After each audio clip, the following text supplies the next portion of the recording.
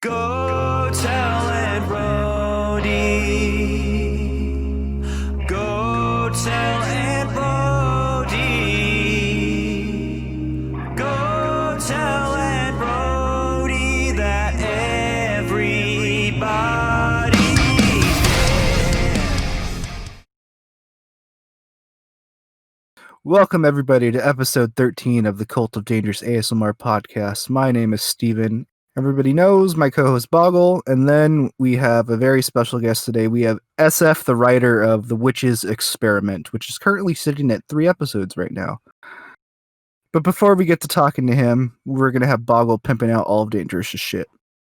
First and foremost is the YouTube channel where she posts most of her videos. You know, that's probably how all of you guys found her. Next is her Patreon.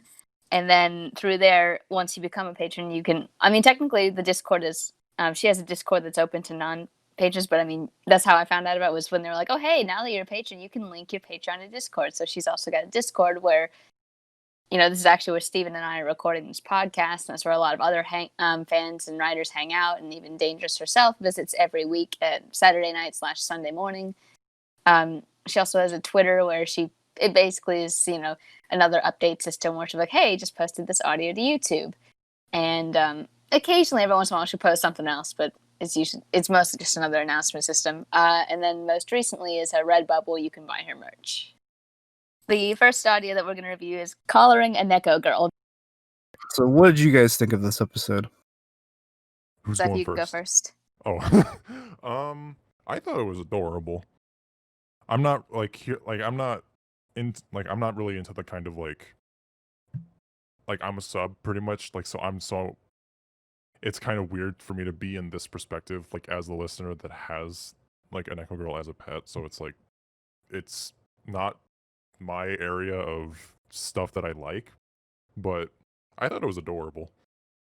Like DA does such a good job with the cutesy kind of voice where she's just so, as the title suggests, so grateful for being taken in by the listener. There's not really much that I can say other than it was just so fucking adorable, and I loved it. I don't really know what else to say. You're definitely correct, though. It is very adorable. I'm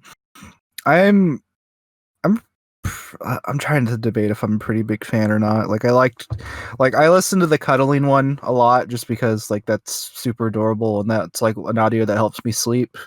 It also makes me feel like happy. But like the two previous episodes I enjoy. Like it's really cute. I like how well she plays a cat and everything. But this one to me is like kind of cements like all the buildup of everything, because just she's like 100% cat in this one. She has like all the little cute like if cats could talk mannerisms of just like repeating like there's a part where she like sings a jingle from a commercial, and it's so cute. It's a part where she's just waiting at the door talking to you even though you're telling her not to do that. And then when she actually gets the collar, it's like so goddamn cute. She does what I like to call the Angela crying, because it sounds like Angela's crying from episodes of Jekyll and Hyde. But it was a really cute and sweet moment. It actually like almost made me tear up a little bit. Aww. You want to You're have so a little cute. Echo Girl of your own? Probably not. Why not, though? She can destroy all your action figures.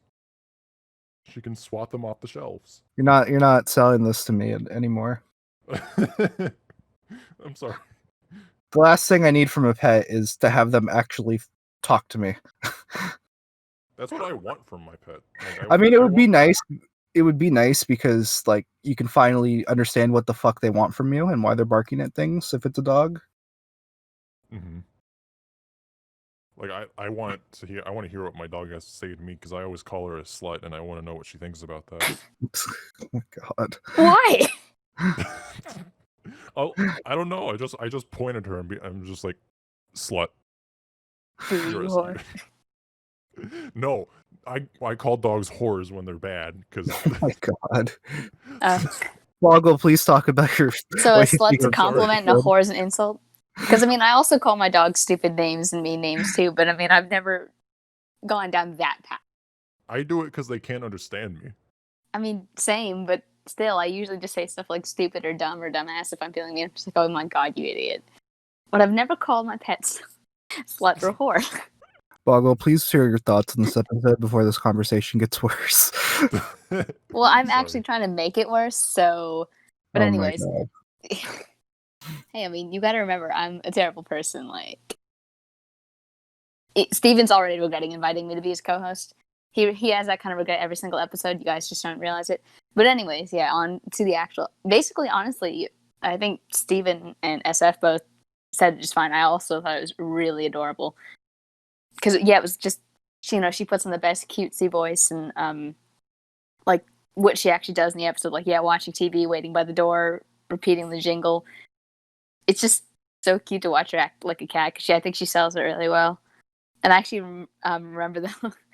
Similar to what Steven said, I've actually, because I know what a neko is, obviously, but sometimes I like to imagine that she actually is, like, honest to God, a cat who either can speak English or thinks she can speak English, but all the listener hears are, like, meowing noises. But that's just, like, a random trivia fact of how I listen to series, because it is so just adorable. Like, I wanted to cuddle her by the end. It was just like, I prefer dogs, but right now I really want a cat. Someone just give me a cat to hug for a few seconds. It was a very sweet audio, and absolutely, it was, like, I honestly think I might consider it my favorite part of the series, to be honest. Like, that's not to say I disliked parts 1 through 3, but I think this one was just, like, so exceptionally cute and funny that I would put it at the top of the list, so to speak. Also, I wanted to point out continuity issues. This one has to be before the Cuddles, because once again I listened to it a lot, so I remember most of the lines from it. And so the reason why I think this is a prequel is because when she says I love you at the end, it's like more like restrained. Like, it seems like that's the first time she's actually, like, gone ahead and say it, where in the Cuddles she says it a lot. And she also already has a collar in the Cuddles episode, so clearly this is a prequel. Nobody cares about the lore of this series, though, so I just wasted all of your time with this explanation. So one of the few series that isn't supposed to have intense lore, and we're still out here like, well, you see, according to... It's like, this either has continuity mistakes, or it's a prequel. That's the only options. That's one of the continuity mistakes is one of my biggest fears with that. Don't worry, Steven will find them for you. Yeah, I will tell you. Like, actually, you said in episode 2, Viv did this. That doesn't correspond at all. I don't think that this would fit with her character at this point in time. Yeah, this is for her character arc, her development. In episode 7, Cynthia said that Viv sweated. But as you can hear in the first episode, Viv is panting like a dog, which implies that she has no sweat glands and is actually more like a dog and must perspirate through... I don't know what the fuck I'm saying anymore. Let's move on to Evening with a No, Red real Mystery. talk, like, no lie. I'm like, okay, so SF, make sure that Viv never sweats. But you were so right, though. Because that's mean, yeah. true. Oh, that's hysterical. That's honestly probably something that I think about, because it's like, oh, she's a werewolf. She wouldn't sweat. But then, of course, you could argue, like, she's a werewolf, so she's not a regular dog. So even if she is mostly wolf, it could still be, like, minor things like, oh, she's alongside retaining somewhat of a human intellect, she also apparently retained her sweat glands. I guess. Anyway, the thing... Podcast is so weird. The Rune Lady. I have not listened to it yet. I like how you were so open. I was just gonna pretend that you listened to it to help you out, but now everybody knows that you don't listen to Dangerous Audios immediately. Unless you edit out the part where he said that. This one is kind of a surprise because I didn't know this was going to be out so quickly. We seem to be getting a lot of follow-ups to everything lately, so I imagine SF, the next episode of Witch's Experiment, is coming out on Wednesday. It's probably wishful thinking, though. Nope. Nope. I'm not even halfway done with the next script, so... But, what's funny is I used to say beforehand that, like, it was just going to be a joke that I never listened to Rune Mistress until there's, like, 3 episodes of it, and then I finally listened to it. But I saw TW, the writer, was on the Discord, so I was like, shit, man, I don't want him to watch the podcast. He's like, what the fuck? You didn't cover my episode, you fucking dick. Because that's how he talks. Totally. So I basically binged both episodes when episode 2 came out. Yeah, this is a pretty interesting series so far. This one, like, it kind of like freaked me out because I keep forgetting that she might not be fully evil. If that makes any sense. And we find out where the runes come from, and that was kind of scary. All right, Boggle, it's your turn. Also, Ruin Mistress, the whole series, is one that I liked more than I thought I would, because I remember when the first episode came out, and I did like it, but I was like, it was like mid-range, where not bad, not amazing, just nice. But it's gotten progressively more interesting to me because I think TW does so great with the character. Because even though if you think about it, not much has happened in the quote-unquote present, like all that's happened is that we met her and she took us back to her castle. Listening to her talk about her backstory, I find interesting. And kind of like I said in my comment, it kind of reminds me of the Yandere witch, so I think it kind of makes sense that I would enjoy both series. Because I know that's a trope with a lot of magic users is, oh yeah, everyone else hates me, they try to have me burned at the stake, and now I'm kind of bitter and I'm trying to escape. Like, so I'm not surprised there were those similarities, but just, even I feel like in personality, there's just a lot of similarities, with this character being lonely and kind of looking for someone to help keep them grounded. And I'm like, ooh. So I know it's a bit of a repeat, but I'm still here for it. And not only that, but again, yeah, just hearing more of her backstory about how, in this kind of rare twist, that apparently she used to be quite respected by the town she lived in before, for whatever reason they turned on her, and then it led down the more classic path of, oh, a witch hated by society has to run and live in isolation. And what I also like, here, I don't mean to be comparing TW to other authors, but I also get Jekyll and Hyde vibes from this, because the runes seem to act like the formula, with not just that they gave her power, but she is, for the most part, seems nice. Kind of has the same calm, quiet, respectful, caring demeanor of the Yandere witch. But when the runes start to kind of take over, she gets a little bit more testy, and you see it vocally when in a midpoint when she starts getting angrier and angrier, because you keep basically asking if she'll let you go, and she's like, would you stop asking that? And she goes from her kind of soft, melancholy voice to increasingly angry, then into sadistic, and then at the end, when she almost puts you under the influence of the runes again, you can really hear it when DA has the editing make her voice sound all echoey, which is always really cool. But that's her entire objective, it seems, is a way to keep the runes from totally turning her into something she's not. And I'm like, again, I'm getting, Jekyll and Hyde vibes here, where the Rune Mistress herself is nice, but because of what she dabbles in, it's starting to affect her negatively, and sometimes the runes will take over her mind and make her much more evil than she wants to be, even though, interestingly enough, I'm not saying she's a totally sweet and innocent figure like Angela is, because she does admit that the runes are the souls of people. She's taken souls from people, and that's how she gets the runes. And in a way to make it societally acceptable, most of the souls that she's taken came from evil people, like thieves and thugs and whatnot. So I'm like, that's probably part of the problem. But it's just really interesting to hear about the runes themselves, what they are and how they work, and then kind of her story with them, and wondering what exactly she has planned. Because I feel like on the most optimistic note we could have, she's gonna have us help her, maybe not get rid of them, but get rid of the negative influence. But on a worse, because, we've said this before, nobody can trust a Dangerous character because so many of them have betrayed us. So, like, on a dark note, she is, like, even if she herself doesn't necessarily want to turn us into a rune, that was obviously made apparent that it could happen.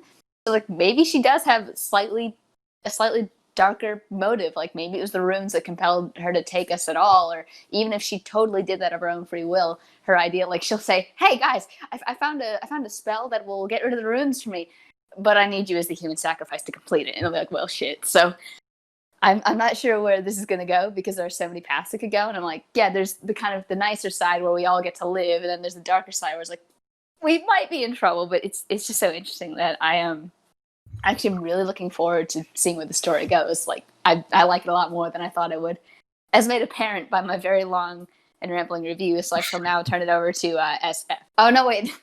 So So now turn it over to Steven to see if he has any closing words, because his review is short compared to mine, and I feel kind of bad. No, it's fine. It's I didn't have a whole lot to say. I don't want to just say for 5 minutes, oh, I really like this. Oh, I really like this. Oh, I really like this. Fair, but I mean, because but I thought did- I was going to be a lot quicker than I was, so I was like, this seems really skewed. So I'm going to ask Steven if there's like maybe anything that I said that might have inspired him, so that way it's not just me and then you for 5 seconds and me for 5 minutes.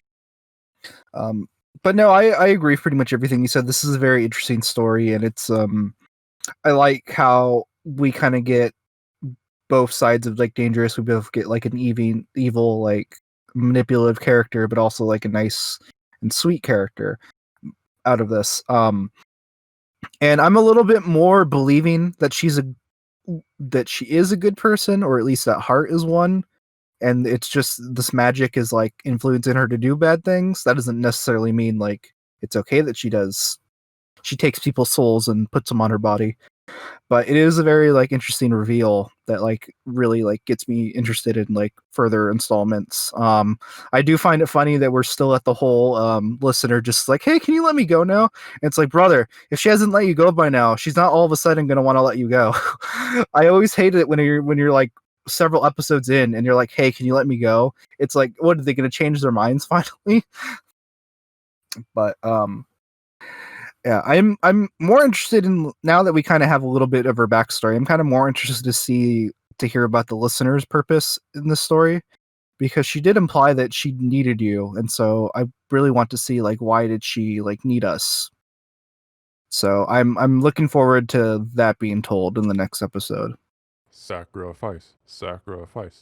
See, that's my worry. Like I said earlier, like I feel like there's the quote unquote good ending where we're gonna help her fix stuff, or we're gonna at least help her cope with stuff. But the bad ending is what SF just said. Which, by the way, authors, if you have both a good and bad ending, please send them both to Dangerous, so that way we can just have like alternate endings, like we do with the Yandere Stalker one. Because that would be kind of cool to have like 2 endings that we argue over. Not you, Todd. There is no ending where the husband gets with Debbie. Just Angela, possibly Lola. But to every other offer, yeah, if you have alternate ending ideas, that would be kind of cool to like. Now you know what's gonna happen. Todd's gonna be like, "Yeah, I made you guys 3 different endings, but every single one of them involves Deborah," and you're like, Yeah. I'm way ahead of you, man. Oh, cool. I already got things planned out, but yeah. "Ooh, So- let's hear it," because so- that's a good segue into our next topic of the day, which is SF's series. So let's go. We totally did not know that.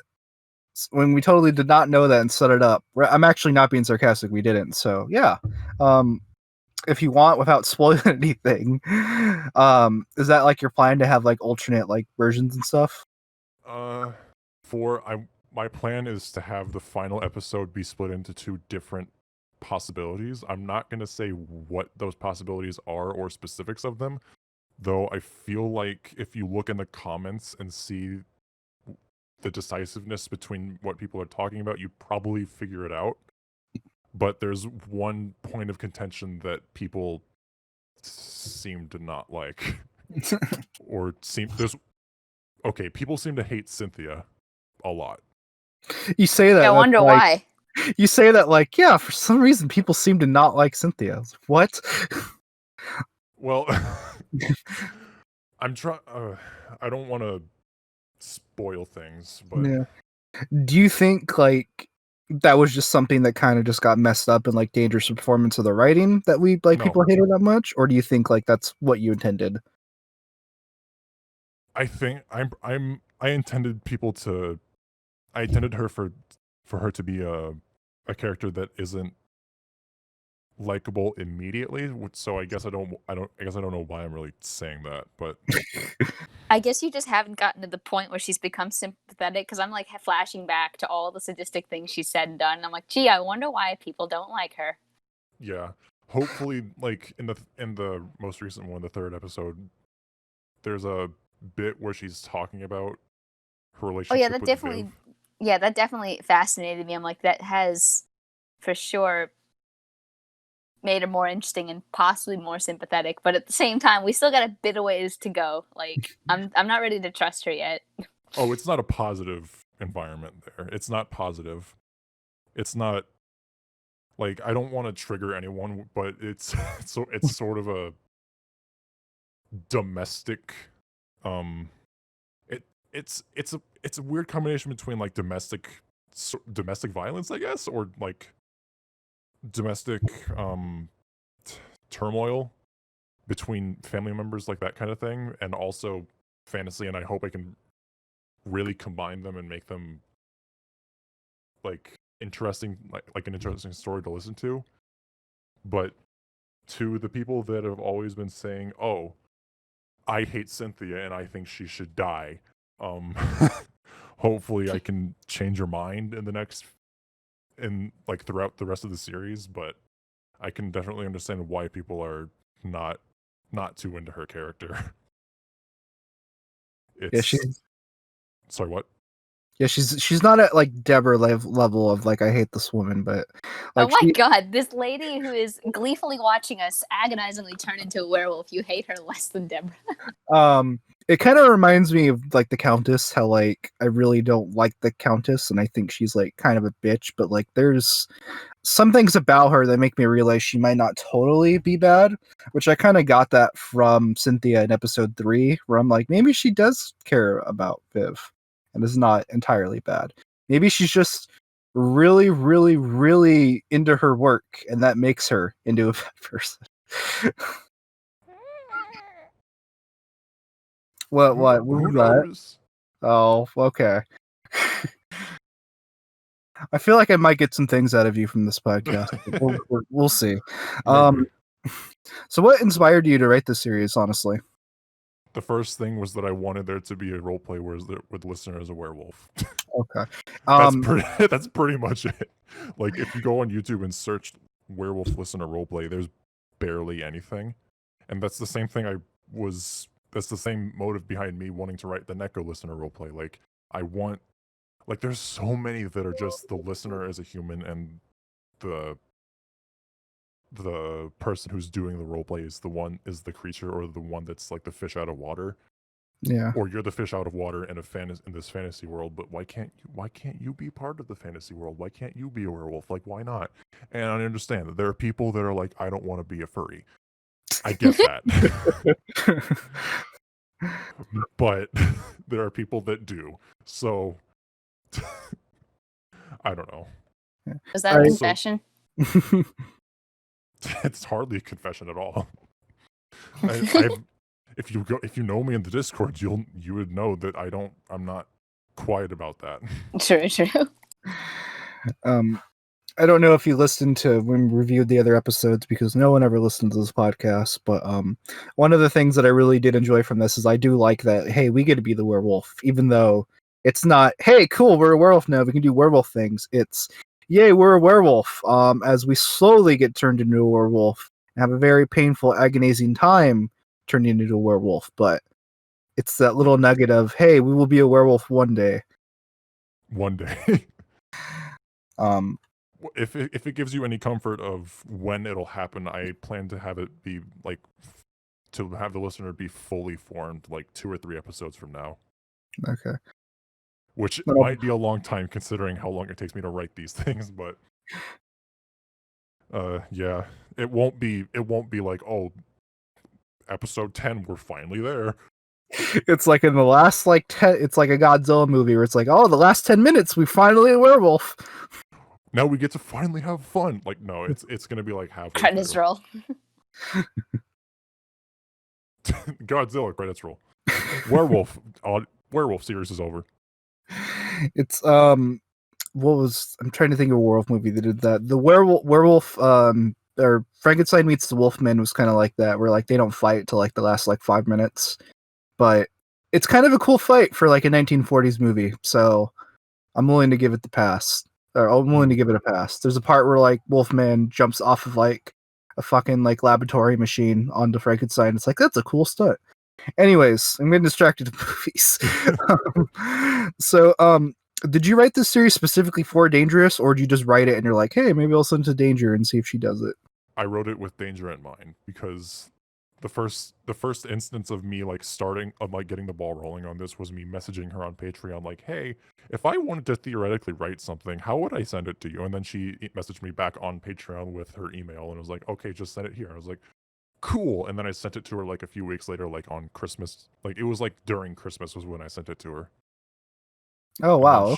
then she finally saw it, and like I hate being fuck it, I'm gonna brag. This is the first thing I've ever like actually written creatively for like, and I'm not saying that like I've done things before. Like no, I've really never even written anything creatively before, and it was the first thing that I sent to her that she was like, "Oh, this is really good." It was like, "Fucking what?" I don't believe you. But yeah, I wrote it with the series in mind. I fully intended to like have a start and end. I didn't actually start like currently I have a separate Word document that's dedicated to just planning out the entire series. It goes from 1 and goes to 10 and then 11 ending 1 and 11 ending 2. And with also not safe for work episodes in mind, because I also want to do those like in between, kind of like what with with DA has with the crossover series with the Countess. And I'm not. I don't know how people will feel about that because it's a giant ass werewolf, but I thought you were going to talk about werewolf sex. no. I'll mention the fact that I have not safe for work episodes planned and possibly shill out for Patreon, but I'm not going to go into it. I'll just say it's a thing. I think that would be funny if we just had an audio of like 2 dogs fucking. And people were like, No. how am I supposed to get off to this? No, I'd have like, any trouble. Like I've thought about it. I want to have 0 dog whining in that episode because that would be too weird.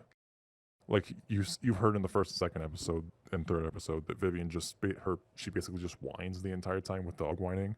Yeah. That would be too weird to have in a not safe for work episode. I don't want to have that at all.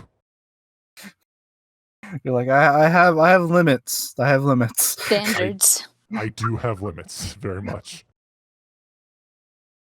When it gets to that area, it's like, no. Just no. So, yes. When you write, do you have like several? I guess I already kind of know the answer to this, but when you write, do you have like several episodes planned ahead, or do you just kind of write episode by episode and go off of that?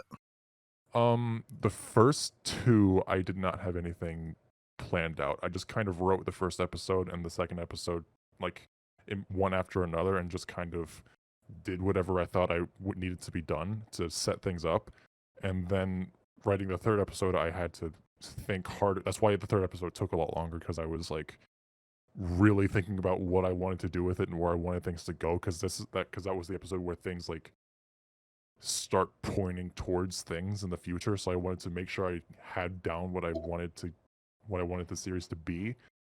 And now that I'm writing the 4th episode, I just drafted up an entire document of what I want the entire series to be, like outlines of each episode, so I can have something to follow, pretty much. Which I think DA has even admitted that she didn't really do that with the crossover series. She just kind of did it and kept track of things in her head of where the story's going and what she wanted to do. I can't do that. I have to have things written down. So yeah, I currently have things planned out, but for the first 3 episodes, I didn't really have a really good idea of things. If that makes sense. No, I get that. I want to talk to you about the ending of 3 so much, but I feel like every Go single ahead. I have is just like fucking like huge spoilers. So that's Don't worry, the be one. like, guys, if no spoilers, but like, guys, we're approaching spoiler territory at this timestamp and that time, or like, turn your audio off in 5, 4, 3, 2, 1. Well, and no, then in post. It's more. I don't think he would want to tell me spoilers than It's worth a shot asking. me ruining it for people. How about this? I'll hint to things, but I won't say anything explicitly. Okay. It's even worse in my opinion. But Okay, I'll throw in some red herrings and try to throw you off. oh, That's great. even worse, in my opinion. So I really like the last like 2 seconds of episode 3 is what got me to like be like, holy shit, this entire series like just fucking jumped like up in levels. Because I very much was enjoying like, oh hey, cool, mean witch berates you as you turn into a werewolf. That's like an interesting concept. I really like. I've listened to like so much ASMR shit over like, let me rephrase that. I've listened to so much ASMR like audio role plays for like the last year that like, yeah, I have like my kinks and I have like the things I like, but I really like hearing different things. I really like to hear people like do something more than just like you are captured by person and they do stuff to you. I say that wasn't- I say Sorry, that I say that even though I've been listening to the Yandere Orc episode 2 quite a bit since it came out. So I was very interested in the whole like concept of like you are like turning into a werewolf. That's like a really cool thing to happen as like a listener. I really like it when the listener's more than just a piece of meat. Once again, hypocrite because Jekyll and Hyde's my favorite series. Well, I mean, yeah, that's kind of the thing with it is that Cynthia wouldn't have wanted to keep you if you weren't turning into a werewolf. Like the fact that Vivian bit you is what made Cynthia keep you, because it's like, oh, well, I've experimented on Vivian in the past, and I don't know what would happen to someone that she's bitten because I've done things to her, and I honestly don't know. So let's figure it out. That was kind of the thing behind it, and that kind of makes it even more of a, or at least I'd like to think that it would make it even more of a high stakes kind of thing, because on top of turning into a werewolf, you don't know what's going to happen outside of that, because we know what happens when you turn into a werewolf. Like that's kind of like a known concept, but now with these added modifications, it's like, okay, what else could happen? You could like go insane. You could get claws that are a lot longer or some shit. I don't know. That's one of the things I've been having trouble writing. Like, what other things could I do to the listener that would make it like high stakes, and what kind of things could happen to the listener as a result of Vivian's like changes to her, like to her form and to herself. Because like as mentioned in episode 3, Cynthia like has done things to her, like she's made all her senses better. She's like, in the past she tried to get rid of her human instincts, and like she tried to like just make her more like a wolf so she would hunt better. But that didn't turn out well because Vivian started turning on her and started like would try to attack her, and she was just like, okay, I'm just getting rid of this because the possibility of being attacked is not worth just some more meat every week. It's that, yeah, pretty much. And so what kind of turned me from like just like, oh, this is a cool experience to like, oh my god, I can't wait for it to happen. What I can't wait to see what happens next is like what happens at the end of episode 3, where like you actually hear Viv talk to you. And I must have just been in just like a weird like I'm just listening mood because I have to for the podcast. When that happened, I like kind of missed it. I was like, what was that? I had to like, and it was only on Patreon at the time. So I had to, it was really annoying just to get to like those last like few seconds. And I don't know if you guys did this on purpose to where like it happens so quickly that the video ends. So you can't just pause it and try to like go back 5 seconds. You have to basically start the video all over again and scroll to that part. No, I didn't. The way like the pacing of that final thing was, I didn't really have any control over that, because like I wanted it to be a thing where it's like, okay, Cynthia slams the door and then it's like a pause for a few seconds and to like let things settle, and then Vivian is like behind you and she says, I missed you. Like, in like personally, I feel like it kind of that ending kind of happened a bit too fast, but it's not really something that can just be changed. And DA, if you're listening to this, because I know you listen to this podcast, don't feel bad about it. Totally. Every Please, single second. for the fucking love of God, don't feel bad about it, because it's fucking awesome either way. And if you do Bold of feel you bad, to assume that she even really knows this podcast exists, because I know Steven's told her multiple times, but I'll bet you she's forgotten every single time. So when I kind of listened to that, like I kind of was of the interpretation of like, if you missed it, you missed it, and if you caught it, you caught it. But it's kind of funny that you're like, no, you were supposed to catch it. It was very important that you catched it. no, You catched it? It's whatever. Like, did you like? There was another thing in the middle of the episode where, before Cynthia like shoves Vivian out of the room, it's hard to hear, but she says, "But I," before like under all the chain rattling, and then she's like, "Leave," and then she just kind of like walks back out. Oh shit, that changes a lot of my theories now. I have to fucking re-listen to that. I completely missed that. I mean, a lot of other people did too. There were like a couple people in the comments of the YouTube video that listened to it, that like that found it and realized that it was a thing. Yeah. So, like, kind of my theories with it was like I'm kind of just like, because see, now I'm coming up with theories and stuff. That's how you can tell how much like I'm into this series. Is like I actually take time to like, maybe he's trying to do this, maybe he's trying to do that. So my initial one was just, and not even just like how she's communicating, but like kind of like the relationship between her and the listener. At first I literally just thought like, oh, it's because she missed like her friend for like, because it's a dog and dogs have no concept of time, and if you're gone for like 3 seconds, they're like, oh, it's the longest 3 seconds of my life.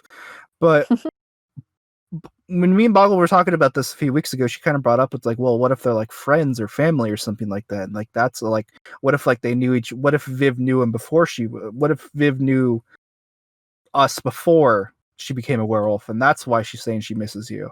And maybe she's been saying that the whole fucking time. And my interpretation of like how they communicate is it just, it's either that he's just become, I keep saying he, I'm sorry. They're so far along the werewolf process that now they're able to communicate with her, because her voice sounds very ethereal. So I kind of assumed like, oh, that's telekinesis or something. That's like, or telepathy, because just it sounds like they're speaking to each other through their mind. Or is it just something to where like, because of a potion, is she giving us potions? That's one thing I'm confused about. Is she giving us potions like to like mutate? The potions don't really have anything to do with it. It's Okay. You are right in thinking that it's because you're getting further along in the transformation that now you can hear Vivian. I don't know. It's a thing with werewolves that you can have a mind link with them even if you're not a werewolf in some lore. But I wanted to have it be a thing where you can only do it if. Actually, no. It's not even if you're turning into a werewolf. It depends on how like close you are to the person that you know, like if you, or like how much you know them or something. Because like, I'll just say this now because I've mentioned it before. It's been mentioned before in the series. Like Vivian can communicate with Cynthia like through the mind link. It's just that Cynthia like keeps it from happening because she gets annoyed with Vivian because Vivian's not like, she's a kind of a frantic person, if that makes it. Like Cynthia gets really annoyed with Vivian whenever she talks to her, whenever they talk to each other too much. So Just like me with Steven. No, I'm just kidding. She just kind of like puts a stop on that and is like, I don't want to hear you, so no talking to me, and I can't, and you're just a dog to me. It's kind of funny actually. No talkie. But like because of like that, when I gave this another rewatch, when I re-listened to this again for the podcast, like I was kind of like paying a little bit more attention to Viv, even though I missed apparently a really big thing. I was trying to like figure out is the reason why she's so close to you, is she just like why is she so close to us, and is it because of like she knows us, or is it just because she's like, hey, human, cool, I get human pet? But I'm leaning myself more to the former theory of like maybe we were something to her in her past, and that's like something like I'm very like interested in like the next episode being about, or you said you have the same plan for a while, so just I maybe more episodes down the line, but like I'm very curious about that. I kind of hope we get it. Sorry, go ahead. People have theorized about that in the comments. Like that's been a prevailing thing that people have been wondering about in the comments on YouTube. Like, oh, has Vivian known us for a while? What is she to us? And the entire I don't know. I guess we'll find out. You have to keep listening, guys. You have to keep bugging SF to write the next episode so we can find out. Yeah. His name is Squishy in the Discord. Just message him at any time. We sent you. Just Spam him. annoy the fuck out of me. It definitely won't make me block you. That's the best way to get people to do things for you, is annoy them. Because either they'll do it just to get you to shut up, or they won't do it out of spite. So don't bug them too much. Yeah. Um, So yeah, you put that image in the chat about with the werewolf forms. Is that what is that? I was actually literally about to talk about this now. Okay. So for the people who are listening, if I'm not lazy, I will put this picture up. I will splice this picture into the video, so you guys can see what I'm talking about. But please don't give me the whole oh, it's whatever you think type of crap. I want to hear what you think. So this is from World of Darkness, and these are the 5 werewolf forms you can turn into. From left to right, I call these human form, wolfman form, underworld form, twilight form, and regular wolf form. So I'm kind of wondering, based off your own imagination, what do the werewolves in your story look like? Middle. What did you say? No. Middle. Okay. So underworld. Did you say no? No, there are no werewolves in the series. But the middle, so kind of like the underworld style werewolves. Yes, very much a lycanthrope. She is humanoid in nature because, like I said, there's going to be not safe for work episodes in the future. I would not be okay if it was just a dog. If it was just a normal wolf, that would Does have not sweat be glands, okay. and she's still humanoid. Yes. And the things you mentioned before about the not being able to understand the of Vivian talking in episode 3, I don't want to grill DA, but I feel like that's more of a thing on her part with making it I tried to say hey, make it audible for the listener so they can hear it. But clearly most people didn't even hear the first one that she said before she was shoved out of the room. People heard the second one, which was good. But yeah, because I think it happens at the very end, and there's no sound going on with that. Or maybe DA wanted it to be a thing where it's maybe not everyone heard the first one. She's going rogue, and she's she's I going know against the script. Yeah, it's I know listen, SF, I'm a really good storyteller, so trust me, I know what I'm doing. You just She knows better. You just send me these scripts, and I got it. I mean, I trust her. I've said to her in emails, if there are any changes you want to make to these, just go ahead and do it because I trust you. She's made barely any of that. She's changed a word at times to something that fits better, which is okay, cool. It's whatever. And can I just say that I feel bad because I put so many fucking sound effects in my episodes. Yeah, she probably secretly hates you for that. No. I'm teasing, but it's the running gag that she hates doing SFX, and that's on the first page of episode 4, the first page is the most sound effects heavy one, but there's 1, 2, 3, 4, 5, 6, 7, 8, 9, 10, 11, 12, 13, 14, 15 sound effects in I want to say 35 lines, which is a lot. Or 20 lines. It's just the first page. It's and someone asked her in one of the VC calls, like, hey, what's one of the most sound effects heavy episodes that you've done? She said the Giantess series, where she's just crushing houses. And In people. yeah, and that makes sense, but I still feel bad because it's like, okay, do less voice acting and just find all of these sound effects to just edit in. Like, put more time into editing than you do for the actual voice acting part of it.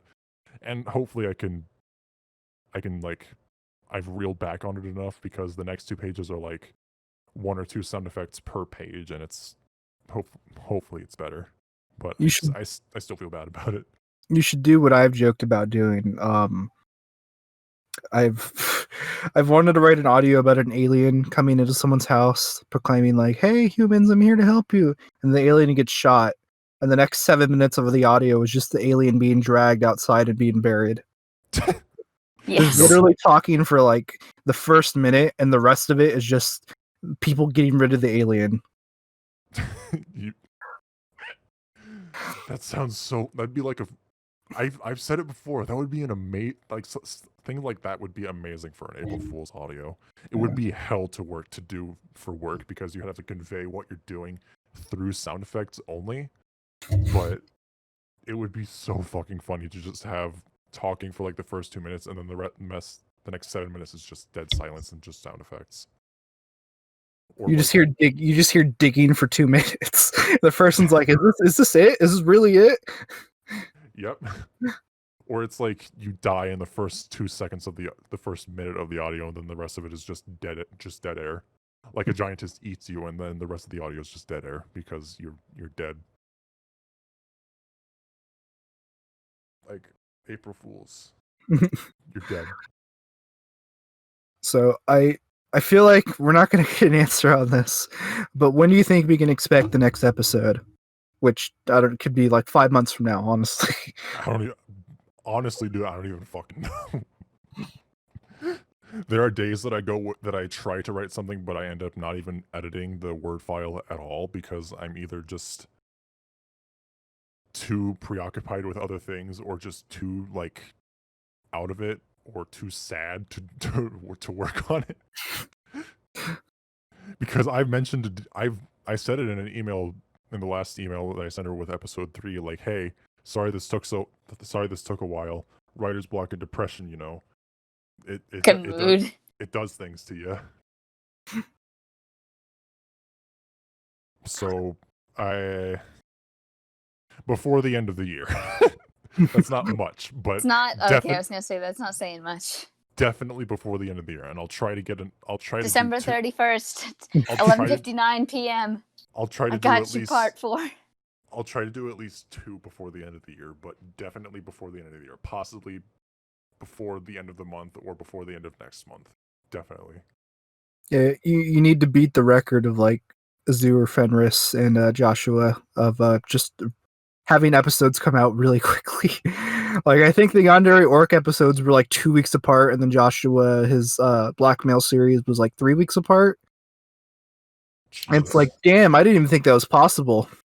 Well, I mean, the time between episode 1 and 2 wasn't that long. It was like, see, what was it? Where the fuck is DA's YouTube? It's on YouTube. If you go to your search bar and you.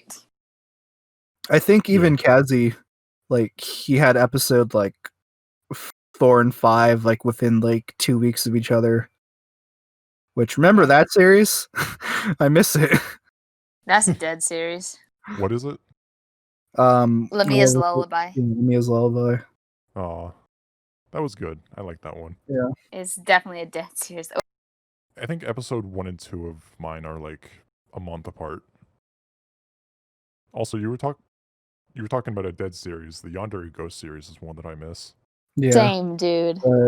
Yandere Doll series is one I missed too. Same, dude. I want that one so bad. But people get different. People have lives. They probably got a job or something.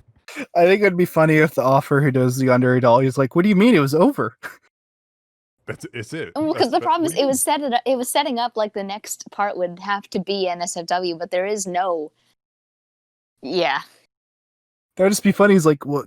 Why do you guys want an NSFW? What the fuck? Like, I never. because planned on you've been setting up for it since episode 1, you dick. mean? Dick. I would jokingly, affectionately call him that because, honest to God, like, it's not necessarily that he's my favorite author. It's more that all my favorite series are written by him.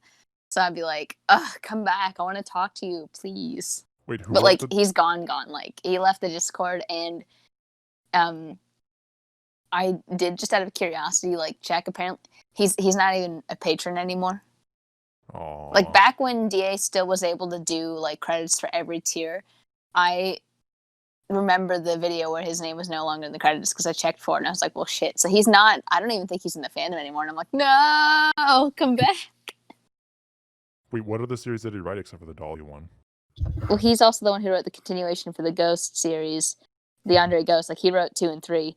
And he wrote that necromancer girl, that French necromancer girl. His name is Paul M, is what he's always credited as. So yeah, hopefully we get like no pressure. But really, please make it, or else I will ruin you. I'm kidding. I don't have that power. But Don't worry, man. I have pressure. I have enough pressure on myself to do it. But yeah, I really like the series. Sorry it took so long for me to get into. It was just before this podcast, like I would be really bad. There's so many episodes there's so many things that I have not listened to this year that like I need to you're get fine, back dude. to. But I'm like, It's all right. yeah, I'm really glad I finally decided to check the series out. Like I'm fucking like pumped for like whenever episode 4 comes out. Like not just because you're here. I'm not saying this just because you're here, but like out of like all the series that are out, it's like this, the crossover, and Jekyll and Hyde are like the ones that I'm most hyped for. Aw. And it's probably yours is probably higher than Jekyll and Hyde because I'm just afraid of what Todd's gonna do every single episode now. I think he's trying to kill me. Yeah. I understand that. Oh, thanks, man. Would you like to do the closing outro? I don't know what it is. We don't either. We usually just kind Just of end improv it. it. Hey, all you fucks, wear a seatbelt. Hell And- yeah. Don't smoke, Smoking's bad. kids. Smoking kills. You can vape weed though, because that's what DA does. I'll just end it Vaping there. is approved by DA, so please vape. It's Brought to you by Jewel. Just kidding. It's FDA approved. Hey! It's fuck DA approved. That's what I was thinking.